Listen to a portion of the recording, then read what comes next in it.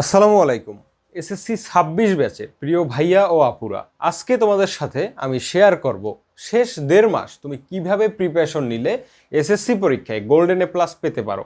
অর্থাৎ তোমার সামনে যে টাইমটা আছে এই টাইমের মধ্যে তুমি কিভাবে নিজেকে প্রিপেয়ার্ড করবা গোল্ডেন এ প্লাস পাওয়ার জন্য। তো ভাইয়েরা, আমি সায়েন্স, আর্টস, কমার্স তোমরা ৩ বিভাগের যে স্টুডেন্ট আছো তোমাদের সবার জন্যই এই কথাগুলো আমি বলবো। তো তোমরা ধৈর্য সহকারে একদম শেষ পর্যন্ত ভিডিওটা দেখবা। আমি তোমাদের সাথে আছি, সাজিদ শিহাব ভাইয়া। তো চলো আমরা ভিডিওটা শুরু করে দেই। প্রথমে আমি একটু তোমাদের বলি যে তোমরা তো এক একজন এক এক গ্রুপে আসো, কেউ সায়েন্সে আসো, কেউ কমার্সে আসো, কেউ আর্টসে আসো। তো তোমাদের সাবজেক্টগুলো দুইটা সেগমেন্টে ভাগ করা যায়। একটা হচ্ছে কি ভাইয়া, একটা হচ্ছে আমার গ্রুপ সাবজেক্ট, আর একটা হচ্ছে কি কমন সাবজেক্ট, মানে সবাই যেটা পড়তে হয়। তো গ্রুপ সাবজেক্ট আর একটা হচ্ছে ভাইয়া কমন সাবজেক্ট।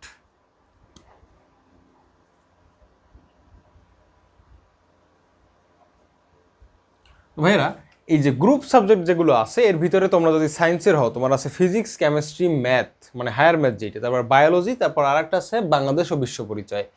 আর এই কমন সাবজেক্টের ভিতরে আছে বাংলা, আছে ইংরেজি, আছে তারপরে তোমার সাধারণ গণিত সাবজেক্টটা আছে, তারপরে কি আছে আইসিটি আছে, ধর্ম আছে। তো মোটামুটি এইগুলো আছে। তো ভাইয়া মনে রাখবা, তুমি যদি গোল্ডেন এ প্লাস পেতে চাও তোমার অবশ্যই অবশ্যই ছোটোখাটো বিষয়গুলোতেও একটু নজর রাখতে হবে। যেমন তোমার আইসিটি প্রিপারেশনটা পারফেক্ট আছে কি না, তোমার বাংলাদেশ বিশ্ব পরিচয় সাবজেক্টটার প্রিপারেশনটা কেমন। অনেকেই কিন্তু ওই সাবজেক্টগুলোর এ প্লাস মিস করার ফলে তাদের গোল্ডেন এ প্লাসটা আসে না। ঠিক আছে? তো ভাইয়েরা, তোমাদের আমি বলবো যে বাংলা টাইপের যে সাবজেক্টগুলো আছে, বাংলা, তারপরে ধর্ম,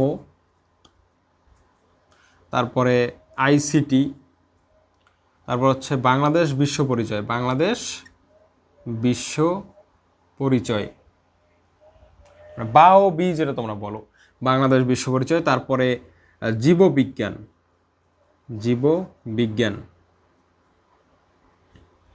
ঠিক আছে ভাইয়া? তারপরে আইসিটি তো আমি আগেই লিখছি, বাংলা, ধর্ম, আইসিটি, বাংলাদেশ বিশ্ব পরিচয়, জীববিজ্ঞান। বা তোমরা যারা আর্টসের যারা আসো অথবা তোমরা যারা কমার্সের আসো, বিজ্ঞান সাবজেক্টে যাদের আছে, তো মোটামুটি রিডিং টাইপের যে সাবজেক্টগুলো তোমার মানে একটু তোমার পড়া লাগে ভালোভাবে, তো ওইগুলোর জন্য আমি তোমাকে বলবো তুমি খুব ভালোভাবে মেইন বুকটা আগে একবার একটু রিভিশন দাও, অন্তত পরীক্ষার আগে। বা তুমি যদি পরীক্ষার আগের দিনের প্রিপারেশনের কথাও বলো, আমি তোমাকে বলবো যে মেইন বুকের উপর অবশ্যই তোমাকে ফোকাস করতে হবে।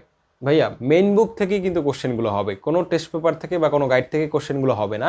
তুমি যদি বাংলা বা বাংলাদেশ বিশ্ব পরিচয় বা জীববিজ্ঞান বা ধর্মের কথা বলো বা আইসিটির কথা বলো, হুবহু মেইন বুকের লাইন থেকে কোশ্চেন হবে।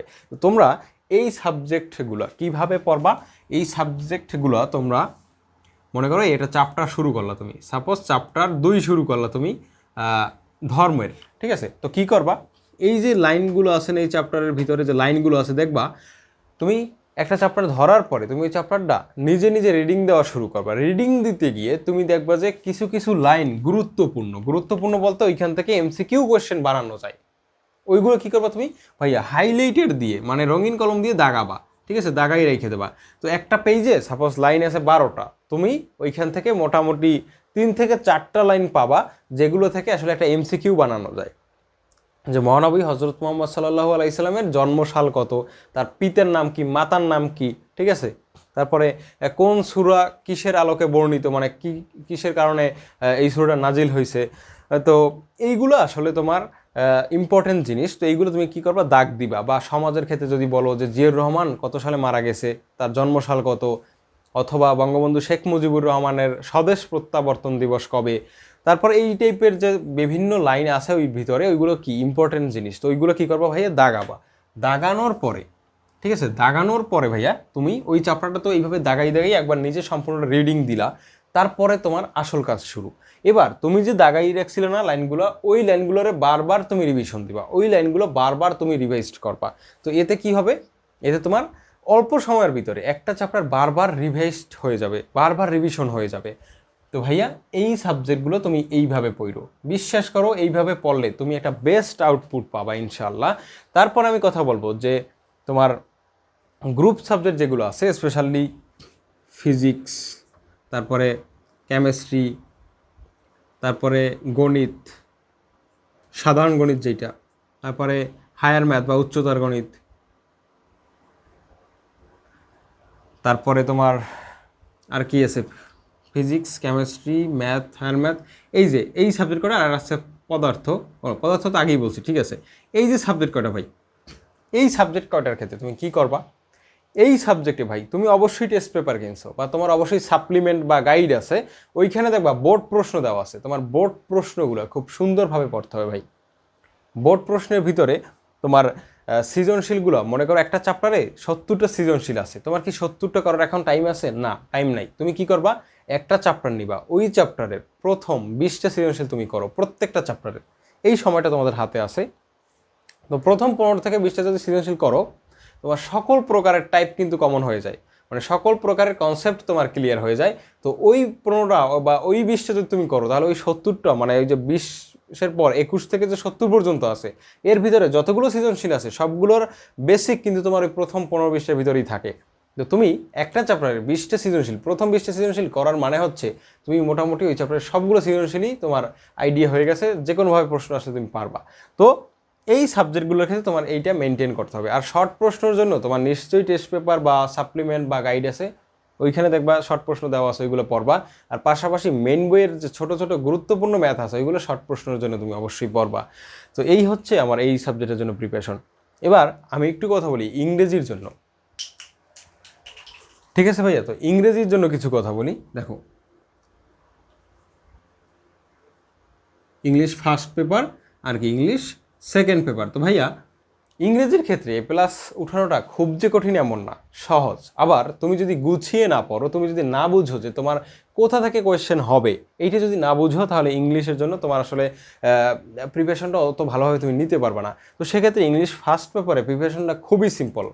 তুমি প্যাসেজগুলো ভালোভাবে পড়ো, কবিতা পড়ো, তারপরে তোমার যে বিভিন্ন রাইটিং পার্ট আছে, যেমন সামারি কিভাবে লিখতে হয়, তারপরে শর্ট কোশ্চেনের অ্যান্সার কিভাবে করতে হয়, তারপরে একটা প্যাসেজ থেকে কিভাবে এমসিকিউগুলো খুঁজে বের করতে হয়, এগুলো তুমি টুকটাক একটু আইডিয়া নিলেই পারবা। এগুলো আসলে ওইভাবে পড়ার কিছু নাই।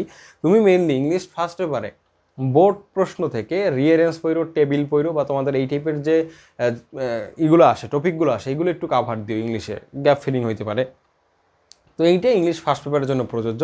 আর রিটেন পার্ট একটু চেষ্টা করবা অল্পের ভিতরে সেরে ফেলার। মানে তুমি তো এখন ওই ক্লাস 6-7-এর মতো টানা মুখস্থ করবে না সব কিছু, একটু নিজে একটু বানিয়ে লেখার চর্চাটা করতে হবে। অথবা তুমি এমন ভিডিও দেখতে পারো যে একটা প্যারাগ্রাফ দিয়ে কিভাবে আরও 10টা প্যারাগ্রাফ লেখা যায় বা সব প্যারাগ্রাফ লেখা যায়, এই টাইপের কিছু ভিডিও তুমি দেখে তুমি প্রিপারেশন নিতে পারো রাইটিংয়ের ক্ষেত্রে, ফার্স্ট পেপার এবং সেকেন্ড পেপারের ক্ষেত্রে। কিন্তু সেকেন্ড পেপার মানে ইংলিশ গ্রামার যেইটা, এইটা কিন্তু আসলে অনেক শিক্ষার্থীর একটা ভয়ের জায়গা। তো ভাইয়ারা, এই ইংলিশ গ্রামারে তুমি যদি ভালো করতে চাও, তোমার বোর্ড প্রশ্ন প্র্যাকটিসের কোনো বিকল্প নেই। বোর্ড কোশ্চেন তোমাকে অবশ্যই প্রিপারেশন নিতে হবে বোর্ড প্রশ্নের উপরে। বিগত 4 থেকে 5 বছরে তুমি বোর্ড প্রশ্নগুলো খুব ভালোভাবে করে ফেলো, খুব ভালোভাবে বুঝে বুঝে সলভ করো ভাই। বিশ্বাস করো, ইংলিশ দ্বিতীয় পথে তোমার অবশ্যই প্লাস আসবে, যদি জাস্ট বোর্ড প্রশ্নগুলো খুব ভালোভাবে করতে পারো। তো আমি মোটামুটি প্রত্যেকটা সাবজেক্টের কথাই বললাম। তো এবার তোমাদের উদ্দেশ্যে আমার অনুরোধ থাকবে, ভিডিওটা একটা লাইক দাও, চ্যানেলটা সাবস্ক্রাইব করে রাখো, কারণ এই আগামীতে ইনশাল্লাহ খুব ভালো ভালো কন্টেন্ট তোমাদের জন্য আমি নিয়ে আসতেছি। কারণ আমরা কেবল যাত্রা শুরু করলাম আমরা। তো আমাদের লক্ষ্য কিন্তু অনেক বড়। ইনশাল্লাহ তোমাদের সেবায় আমরা অবশ্যই নিয়োজিত থাকবো।